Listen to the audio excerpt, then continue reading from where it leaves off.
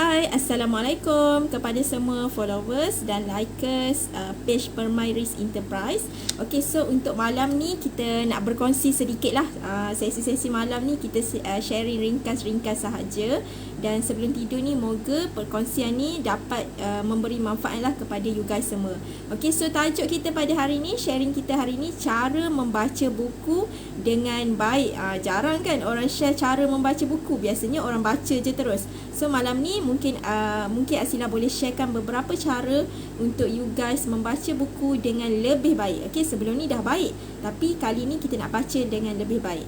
Okey, so ada dalam berapa ya? Ada dalam 7. Okey, dalam 7 cara membaca buku dengan cara lebih baik. Yang pertama, you guys kena baca dan lihat tajuk buku tersebut.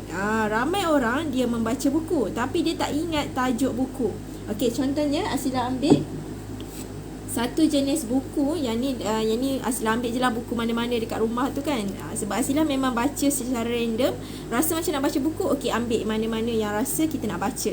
So yang ni adalah tajuk buku dia, Cakar Ayam Seorang Doktor 2.0. Okey, tajuk buku dekat bahagian depan ni. Ramai orang dia baca buku tapi terlupa tajuk buku. So bila orang tanya apa buku yang dia dah share dah, dia punya konten buku tu sedap, best kan. Dan bila ada orang nak baca, ada orang lain berminat juga nak cari buku tu, tapi dia terlupa nak tengok tajuk buku. So dekat situ tak bagus lah, sebab mesti ramai lagi kita nak berkongsi manfaat sebuah buku tu. Jadi kena ingat tajuk buku yang kita baca. Okey, so contohnya tajuk buku ni bahagian depan. Biasanya tajuk ni yang paling besar lah dekat depan tu. Yang ni Cakar Ayam Seorang Doktor 2.0. Okey, so untuk tajuk buku ni, okey, tajuk buku ni biasanya dia menggambarkan apa isi dalam dia. Tapi ada juga tajuk buku yang tak menggambarkan pun tajuk isi dalam. Ada tajuk buku yang lebih macam umum, dalam tu ada beberapa cerpen, ataupun tajuk buku yang macam orang kata di sebalik tu ada cerita yang lain. Ada juga yang macam tu, ataupun direct terus tajuk buku yang memang nak ceritakan isi dalam dia sama dengan apa yang diberitahu pada tajuk. Okey, macam korang tengok filem ke, ada filem yang memang korang tengok tajuk tu dah tahu dah cerita tu tentang apa. Ada filem yang kita tengok tajuk tu, cerita apa ni kita pelik. So kita kena start baca, barulah kita dapat tahu apa yang berada dekat di sebalik buku tu. Okey, so tajuk ni sangat-sangat penting untuk you guys ingat, supaya you guys boleh buat catatan, ataupun you guys boleh ceritakan kepada orang lain berserta tajuk. Okey, yang pertama tajuk buku. Cara membaca buku kena tahu tajuk buku. Yang kedua adalah lihat siapa penulis dan penterjemah. Okey, lihat siapa penulis buku. Okey, kat sini penulis buku ramai. Okey, penulis buku korang boleh nampak dekat bahagian atas ni dia ada tuliskan beberapa nama. Contohnya buku Cakar Ayam ni penulis dia Fahmi Hassan, Jazlina Syahrul, Dr. Kamarul Arifin, Dr. On Azli, Dr. Fat Razi dan Dr. Sharif Ahmad. Okey, so you guys boleh nampak penulis buku, nama-nama penulis buku dekat sini. So ada yang kita baca buku sebab kita kenal dengan penulis tersebut dan kita berminat untuk baca mengenai tulisan penulis tersebut. So kita boleh tengok nama penulis di bahagian buku ni. Okey, dan kita boleh tengok juga penyusun, okey, ataupun penterjemah kalau buku tu bahasa lain lah. Okey, penyusun, ada ke penyusun dekat sini? Okey, kita try masuk lagi. Okey, ada kat sini. Penyusun dekat bahagian depan ni biasanya. Okey, dia ada kata-kata pengantar macam tu, dan ada bahagian bawah ni Dr. Fat Razi adalah penyusun.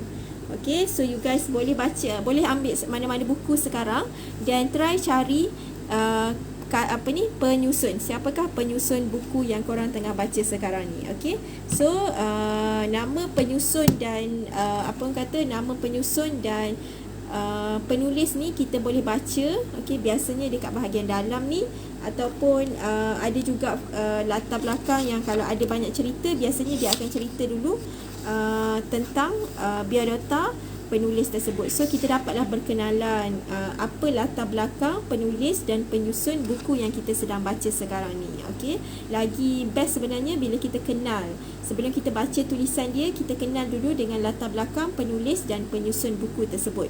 Okey, yang ketiga adalah kita kena tengok kepada isi kandungan. Selepas tengok siapa penulis dan penyusun, kita kena tengok isi kandungan. Okey, so bahagian depan ni korang boleh tengok bahagian depan dia ada yang tulis isi kandungan. Kalau buku Cakap Ayam ni dia gunakan word daftar kandungan. Okey, daftar kandungan. So dekat sini ada topik-topik, sub topik yang you guys boleh baca. Okey, you guys boleh tengok secara overview sekaligus. Oh, yang ni topik-topik yang akan dibincangkan dalam sesi dalam buku yang kita akan baca nanti. Okey, jadi kat sini antara topik dia contohnya lemon atau limau, muhasabah, salah faham, rokok, ikan transgender, kedai ubat, mata. Jadi kat situ tajuk-tajuk yang ada dekat dalam buku Cakap Ayam ni lah. Sebab buku ni dia menceritakan tentang pengalaman farmasis, pengalaman doktor. Jadi tajuk-tajuk dia more kepada ubat-ubat macam tu lah.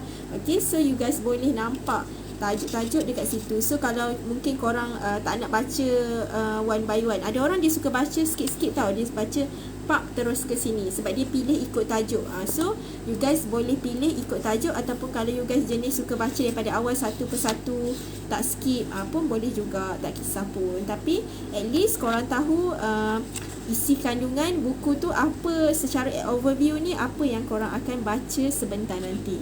Okey, yang seterusnya kita perlu tengok kepada kata pengantar. Okey, kata pengantar ni biasanya kata pengantar ni dia biasanya, Asila cari ya. Okay, Asila cari kata pengantar. Ada ke dalam buku ni? Kata pengantar ni maksudnya orang yang mungkin dia review buku tu dan dia bagi feedback lah. Okey, dia bagi feedback. Dalam buku ni tak ada dalam buku ni tak ada kata pengantar.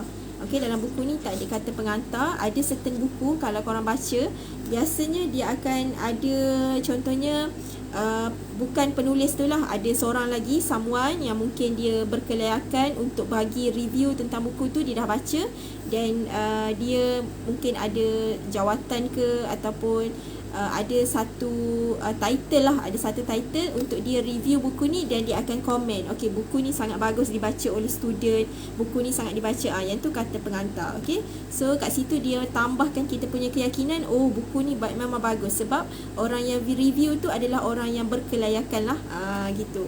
Okey, so kalau buku Cakap Ayam ni dia bagus tapi tak ada kata pengantar je lah. Okey, tak ada kata pengantar, tapi still kalau kita baca banyak manfaat. Okay, sebab Sila pun dah baca suku buku ni, memang sangat-sangat banyak manfaat. So you guys kena cari satu buku yang yang nak dibaca sekarang. Okay, yang nak dibaca sekarang. Setiap hari at least cubalah baca sehelai ke, sehelai dua ke. So dapatlah ilmu. Kita kena semakin dekatkan diri kita dengan ilmu. Kalau you guys nak upgrade diri kepada lebih baik, kena dekatkan diri dengan ilmu. Okey, yang tu je cara dia. Dekatkan diri dengan ilmu, fix diri sendiri dengan ilmu. Okey. So yang seterusnya, yang kelima, kita kena baca pengenalan penulis. Okey, pengenalan penulis. Biasanya pengenalan penulis ni dia akan share sebelum dia menulis lah. Okey, kalau contohnya buku Cakap Ayam ni banyak penulis, so dia akan sharekan tentang diri dia, apa yang dia sebelum ni. Hari tu Asila pernah baca buku tentang obesity. Okey, cara untuk kawal obesity lah macam tu kan. Tapi dia share more on ilmiah sikit lah. Mungkin daripada cara penjagaan diri dia semua tu. Lepas tu sebelum dia masuk ke topik-topik yang dia nak sharekan tu, dia sharekan tentang diri dia dulu. Dia sharekan dulu dia ni seorang bekerja kat mana, belajar kat mana. So yang tu tentang kata-kata penulis lah. Jadi kita dapat kenal dia siapa. Okey, yang seterusnya kita lihat indeks. Lihat indeks. Yang keenam, lihat indeks jika ada. Okey, indeks ni belakang buku kalau ada lah. Rasa tak ada buku ni. Okey, belakang buku indeks. Indeks tak ada kat sini.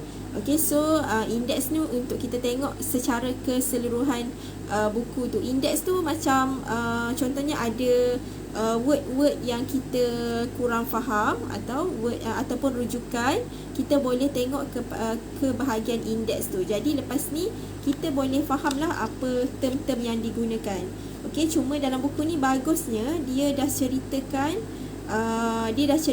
contohnya dekat bahagian adalah macam term-term yang kita tak faham tu, macam term doktor tu yang kita tak faham, dia dah bagi maksud dia dekat dalam buku ni terus. Dia tak letak dekat belakang lah, dia letak terus dekat antara penulisan ni. Okey, yang tu tentang indeks. Yang seterusnya rujukan ataupun bibliografi. Okey, so rujukan tu kita biasanya ada dekat belakang juga.